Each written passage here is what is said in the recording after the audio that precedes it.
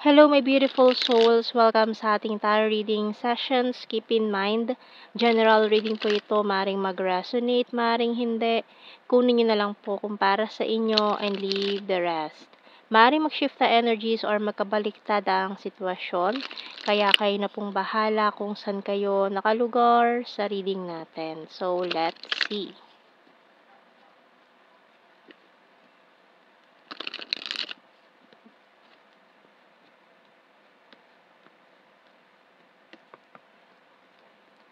The Knight of Pentacles and the Knight of Swords. Uy!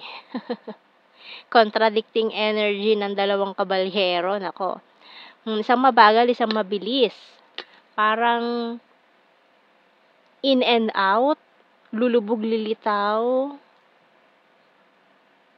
So we have here the 8 of Swords and the 8 of Cups. Uy, 8-8. Okay. Parang ano to ha? Ayan o. Twinning. Speaking of twinning, ayan, Page of Cups and the Lovers. So, may twin flame energy na naman tayo dito.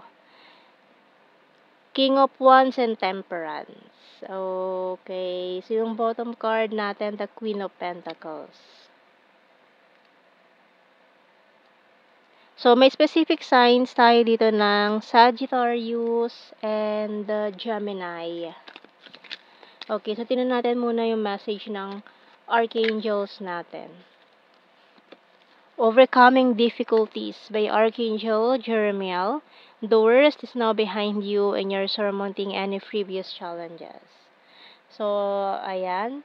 May tinalikuran ka dito na bagay na hindi na maganda para sa'yo or hindi na nakakapagbigay ng maayos na ano sa'yo, kaya binitawan mo na kasi parang hindi ka nakakakuha ng benepisyo doon.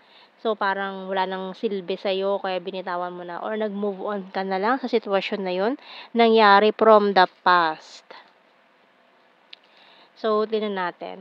Mukhang two persons din ito na maring mabagal yung isa, mabilis yung isa, torpe yung isa presko, ganyan. Ang energy, contradicting sila. Or maaring kayo ito, a person na opposite attracts kayo, ganyan. Malayong-malayo ang pagkakaiba ninyo sa isa't isa. So, we have here the Rain, Diamond, Deep Well, Doll, Magnet, and Money. So, talagang attracted siya sa'yo with this magnet natin dito. Matindi yung attraction na nararamdaman niya sa'yo. Ikaw talaga yung target niya, no? Talagang desidido siya na makuha ka or desidido siya talaga na magkaroon kayo ng relationship in the future nitong taong to. So, talagang gagawin niya ang lahat, no? Talagang desidido siya na pero mag-ingat ka. Kung two persons to, may isa kang kailangang iwasan dito with this energy ng doll na papanggap lang siya na he or she is the good one for you na dapat mong piliin, no? Maaaring ano niya sa'yo na may mga signs siya na ipapakita sa'yo para patunayan na siya dapat yung piliin mo, pero hindi pala, no? So, mag-ingat ka doon. May trickster energy dito na lilinlangin ka, kaya yun ang kailangan mong iwasan. So, tingnan natin yung mga messages natin dito. Kasi ang isa divine counterpart, maaaring itong taon to is your divine counterpart na, pero may manlilin lang para masira, masabotage itong connection na to. So, maaaring works of the devil yan, kahit na wala si devil dyan sa card natin, pero art of the devil yan eh. Nangangialam sila para hadlangan itong mga connection ng mga twin flames. Can't let you go. Honesty is the best policy. Business is business. Husband-wife material. You're the fairest of them all. I'm a liar. So, ito yung kailangan mo iwasan ha. Tired and need the rest. Moving forward, guarded and wounded. Okay. So, kasi yung isang tao dito magpe-pretend siya na he or she is your soulmate, your twin flame, mga synchronicities ife-fake niya, 'no?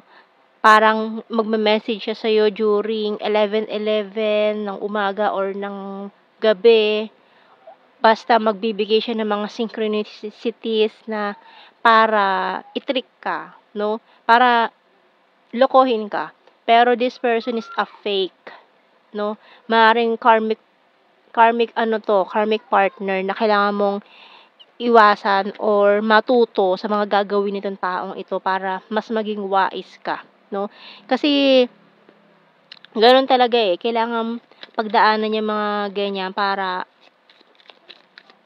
maano yung mga desisyon niyo kung tama ba yung mga gagawin niyo. So, tingnan natin. You don't know how hard it was to let you go. I can't stop thinking about you.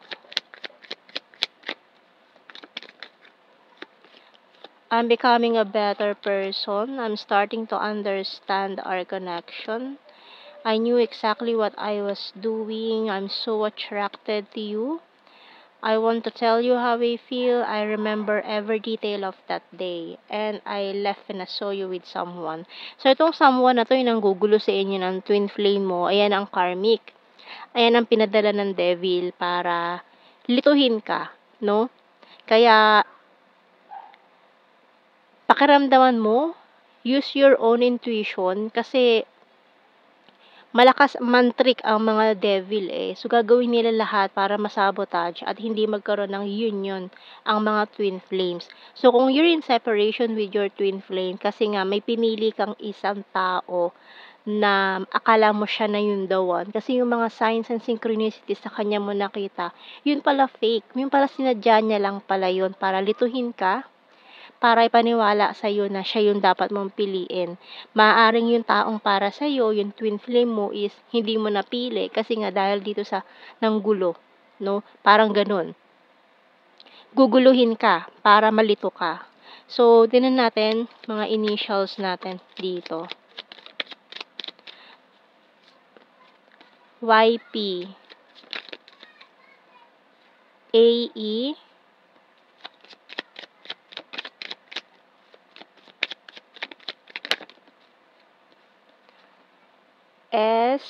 STKM, bottom card F. Ayan, so yung iba sa inyo nagtagumpay, ang mga trickster na sila yung napili, sila yung inakala na twin flame or soulmate, kaya ngayon ang daming confused. Kasi fake pala yung napili, hindi fake, parang fake twin flames or karmic partner. Pero huwag kayong malungkot kasi marami naman kayong lessons na matututunan diyan. Hindi lang 'yan basta ganun-ganun lang, 'no?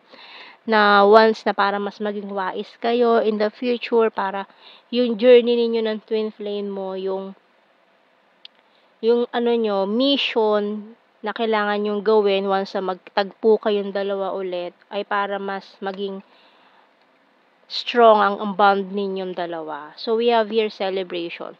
Pero after nito, after mawala yung light ni karmic, kasi ano lang yan pahiram lang yan Kumbaga, binoost lang siya ni devil para ibigay sa kanya yung light. Pero dahil nga fake light yon, mabilis lang din siya mapupundi at mawawala. Marirealize din yun dalawa ng twin flame nyo na nasilaw lang siya sa fake light na meron yung karmic na yon. So, maaaring ikaw ang nagkaroon ng karmic or parehas kayo na nagkaroon kayo ng karmic partners. Kaya kayo nagkahiwalay nitong twin flame mo. And then ngayon, marirealize nyo din na makikita nyo rin magdidim yung light na yon, na fake light na yon. And then, dun kayo magkakaroon ng spiritual awakening, magigising kayo bigla, no? Na sa katotohanan. So, we have here all strings attached and destiny. So, hindi nila yan kayang sirain, no? Kung ano yung mga nakatadhana. Pwede nilang i-delay ang progress, no? Pwede nilang i-delay na magkaroon kayo ng union of hearts, pero hindi nila mapipigilan kung ano yung nakatadhana. Ayan. So, tingnan natin sa ating general signs and the messages. Travel, Sagittarius, Runner, August, and ang karmic, oh.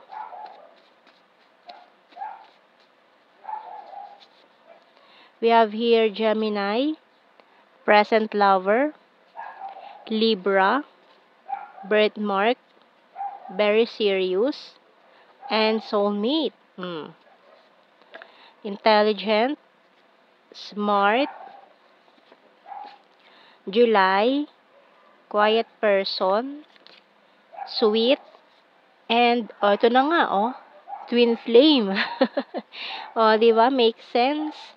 Number 2,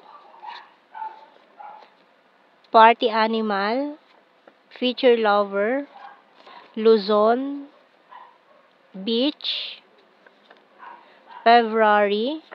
Ito pa, confusing. Ayan na nga, 'di ba? So kaya maraming na-confuse dahil sa ginawa ng trickster na ito. Pero hindi magtatagal at marirealize din ninyo parehas, no? Ito tingnan niyo 'to. I'm starting to understand our connection. So, maiintindihan nyo rin parehas kung ano ba itong connection na meron kayo. Hindi lang siya basta-basta soulmate lang or whatever. Kasi ang lakas ng twin flame energy. Lalo na kung first time nyo na ma-experience itong kind of love na na-experience nyo with this person na twin flame pala kayo. So, ayan, maaaring nag-start na kayo ng spiritual awakening, na-realize nyo na kung ano ba itong connection na meron kayo.